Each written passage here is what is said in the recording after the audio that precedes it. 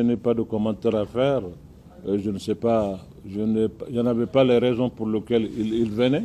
Il a annulé, je ne suis pas au courant. Je suis là, j'ai appris comme vous. Donc je ne peux pas commenter cela, je suis au regret de vous. Ben écoutez, entre la France et le Mali, il n'y a pas de problème. Il peut y avoir seulement des problèmes entre l'élite politique malienne ou bien la gente qui gère et l'élite qui gère la France. Il peut y avoir des problèmes. Mais entre le peuple malien et le peuple français, il n'y a pas de problème. Le peuple français. Ben écoutez, moi, mon point de vue n'a pas varié. Depuis au début, je dis que, en tout cas, ceux dont on a entendu parler sont des Maliens qui sont connus, ce n'est pas des extraterrestres, c'est des gens que tout le monde connaît, qui connaissent tout le monde. Si c'est nos enfants, si c'est nos frères, s'ils sont du Mali, pourquoi ne pas parler avec eux?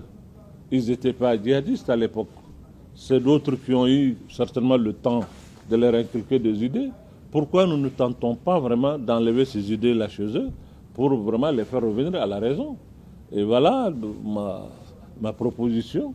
Bon, à l'époque, je n'ai pas été compris, mais je continue à croire que jusqu'à aujourd'hui, s'il y a possibilité de parler avec nos enfants, nos frères, je parle bien des enfants maliens qui sont impliqués dans cette affaire-là, qui ont des parents, qui ont des frères, qui sont du même terroir que nous, avec lesquels nous partageons beaucoup de choses. Pourquoi ne pas essayer vraiment de parler avec eux pour les sauver eux-mêmes, de les faire sortir de cette situation et puis faire en sorte qu'ils ne soient pas vraiment pour nous une cause qui va plonger notre pays dans une guerre sans fin. Voilà. Donc je suis encore favorable qu'on parle, si on peut parler vraiment. Ben, écoutez, le Mali a existé avant tout ça, le Mali va exister après que tout le monde s'en ira aussi. Il ne faut pas croire que si les gens vont et que le Mali va disparaître. Non. Avant que ces gens-là ne viennent au Mali, le Mali était là. Et ils vont partir aussi, laisser le Mali.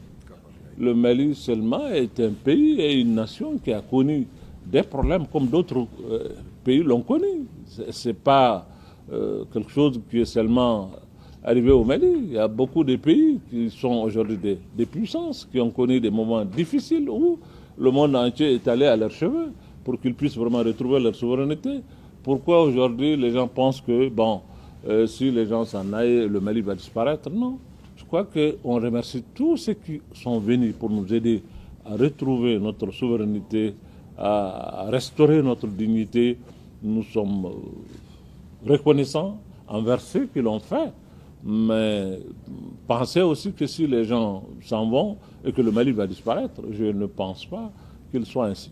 Ben, moi, je ne suis pas chargé des élections. Je ne sais pas vraiment quelles sont les dispositions prises dans ce sens. Il y a des organes qui s'occupent de ça. Je ne suis pas membre du gouvernement, je suis imam tout court. Ben, si vous me posez des questions comme ça, vous voulez quand même... il faut demander le Ba'da et Qabla, je vais vous dire ça. Voilà. Voilà. Merci bien. Merci vraiment, monsieur de la presse. Voilà, merci.